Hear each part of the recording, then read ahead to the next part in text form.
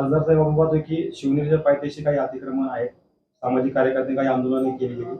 या सगळ्या अतिक्रमणाकडे आपण कसं नाही, शिवनेरीच्या जर आपण बघितलं तर आता युनेस्कोचा सुद्धा याच्यामध्ये यादीमध्ये शिवनेरी किल्ल्याचा समावेश झालेला आहे आणि या पुढच्या काळामध्ये जसं आता युनेस्कोचा जेव्हा प्रस्ताव हा संपूर्ण होईल तेव्हा या सगळ्या पद्धतीच्या अतिक्रमणांवर एक मोठा चाप बसेल आणि पायथ्याशी होणारी ही अतिक्रमण किल्ल्याच्या, कारण हा आपला एक ऐतिहासिक वारसा आहे आणि शिवजन्मभूमीच्या पायथ्याशी जर अशा पद्धतीचे अतिक्रमण होत असतील तर त्याला प्रशासनानं याच्यावर वेळीच कठोर कारवाई करणं गरजेचं आहे. आपण कारण या काय सूचना पुढील कराल? काळामध्ये हे जागतिक दर्जाचं होणार आहे. आपण काय सूचना कराल? पुणे नाशिक रेल्वे हा ज्वलंत प्रश्न गेले अनेक दिवस आहे. नेमकं काय परिस्थिती आहे?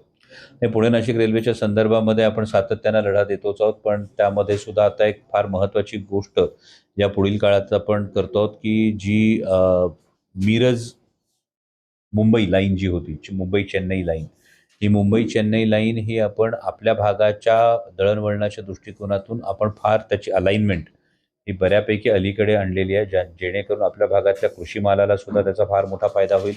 आपल्या भागाच्या एकूण ट्रॅफिक कंजेशनच्या दृष्टिकोनातून त्याचा फार मोठा फायदा होईल.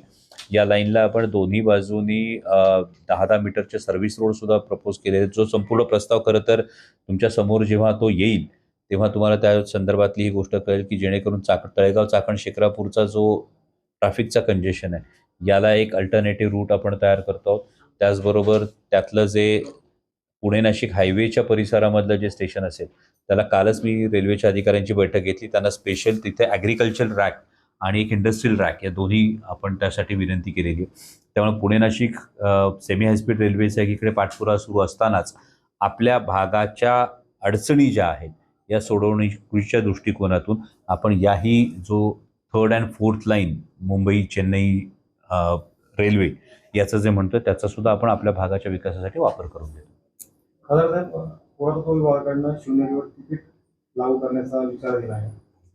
याच्याकडे होत आणि आपण काही विभागाशी काही संपर्क करू? त्यामधलं नेमकं कारण काय ही माहिती घेणं गरजेचं आहे. मुळात पुरातत्व खात्याचा जो काही निधी असतो हा पुरातत्व खात्याच्या कडे असणारं एकूण जे बजेट असतं, जे मला अधिकाऱ्यांनी सांगितलं ते बजेट खूप कमी असतं आणि त्या किल्ल्याच्या डागडुजीसाठी आणि इतर गोष्टींसाठी जर त्यांना ही गोष्ट लागत असेल तर ती नेमकी का लागते याचं मी नक्कीच त्यांच्याकडून आधी स्पष्टीकरण घेईल. कारण ज्या छत्रपती शिवाजी महाराजांचं नाव घेऊन आपण पुढे जगतो, रोजचा श्वास घेतो, त्या छत्रपती शिवाजी महाराजांच्या जन्मस्थळाची डागडुजी करण्यासाठी सुद्धा तुम्हाला वेगळ्या निधीची आवश्यकता आहे का? तर हे पुरातत्व खात्याचं नेमकं तिकीट का लावलंय याची माहिती मला घ्यावी लागेल. अवघात ऑलरेडी लेण्याद्रीला तिकीट चालू असल्यामुळे तिथं अनेकदा वादविवाद होत असतात.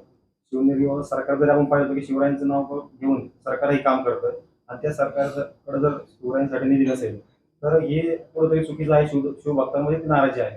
त्यासाठी आपण नाही, बरोबर, शिवप्रेमींमध्ये शिवभक्तांमध्ये नाराजी असणं खूप स्वाभाविक आहे. कारण मी स्वतः या संदर्भामध्ये गडकिल्ल्यांकडे पर्यटनाचा जो ओघ गेल्या काही वर्षामध्ये वाढलेला आपण पाहतो आहोत. यासाठी गेले एक 10-15 वर्षापूर्वीचा जो एक काळ होता जिथे तुम्ही आणि मी आवर्जून लोकांना सांगत होतो की छत्रपती शिवाजी महाराजांचा इतिहास या गडकिल्ल्यांनी जपला, या गडकिल्ल्यांकडे आपण पावलं वळवली पाहिजे. एकीकडे ही सगळी मुवमेंट आपण करत होतो आणि आता मात्र त्या गडकिल्ल्यांवर जाण्यासाठी जर तिकीट लावलं जात असेल तर नक्कीच हे शिवप्रेमींमध्ये हे रोषाचं कारण आहे. कारण तिथं प्रत्येक शिवप्रेमी येतो तर ती प्रेरणा घेण्यासाठी येत असतो आणि त्यामुळे महसुलाचे इतर अनेक उपाय योजना असू शकतात. त्यामध्ये शिवप्रेमींनी गडावर येणाऱ्या शिवप्रेमींना तिकीट लावणं हे माझ्या दृष्टीने हे चुकीचं आहे. अगोदर की राष्ट्रवादी पक्षाचे जे काही प्रवक्ते आहेत त्यांची नुकतीच काही झाली, एक निषेधार्ह घटना घडली.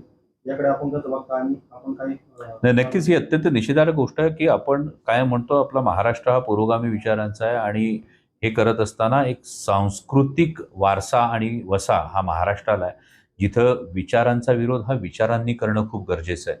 आणि अशा पद्धतीनं जर घटना घडत असेल तर मला वाटतं की गृह खात्यानं सुद्धा त्याची तात्काळ दखल घेणं गरजेचं होतं. पण ही अत्यंत दुर्दैवी एक चिंताजनक गोष्ट समोर आली की अशी एक गोष्ट घडते आणि महाराष्ट्र राज्याचे एक मंत्री या घटनेचं समर्थन करतात. मला वाटतं माननीय मुख्यमंत्र्यांनी खरं तर याच्यावर संबंधित मंत्री महोदयांना समज दिली पाहिजे की सरकार या गोष्टीला ही समर्थन करतंय का? कारण सरकारमधला जर एक मंत्री अशा कृत्याचं समर्थन करत असेल तर याचं सरकारचं समर्थन आहे का या गोष्टीला, याविषयी प्रश्न निर्माण होतो. मुळात या लोकांना आहे ना अजिबात धाक राहिलेला नाही. जनतेचे कामं करून खूप वाढलंय सध्या स्थानिक सह आता राज्यवादामध्ये आपण आणि पाहतोय की लहान मुलांवर अत्याचाराच्या घटना, महिला अत्याचाराच्या घटना वाढल्यात. अहमदून नुकताच येणार सेवेचा जो अहवाल आला त्यातही अनेक भ्रष्टाचाराची प्रकरणं असतील, महिला अत्याचार, पण त्यात महाराष्ट्र जवळपास पुढे आहे, अव्वल क्रमांकावर आहे. आणि गृहमंत्री ते लक्ष देत नाही, देशाचे गृहमंत्री लक्ष देत नाही. आपण कसं बघताय?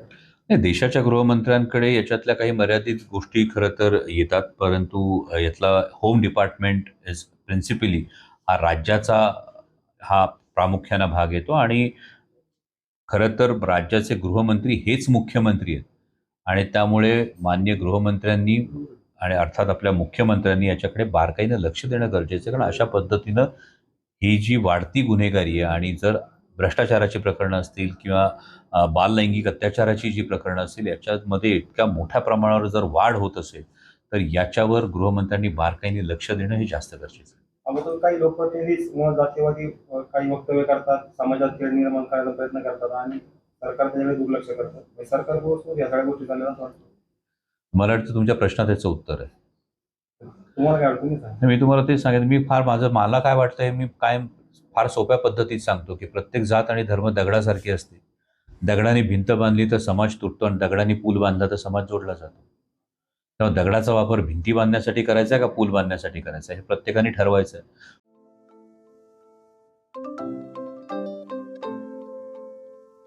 नवनवीन आणि ताज्या घडामोडींसाठी आज 24 तास सबस्क्राईब करा. त्याचबरोबर बेल आयकॉनवर क्लिक करा आणि मिळवा आमच्या बातम्यांच्या नोटिफिकेशन्स. तसेच आज 24 तासची प्रत्येक बातमी आपल्याला कशी वाटली हे कळवा. लाईक करून, कमेंट करून आणि आमच्या बातम्या शेअर सुद्धा करा.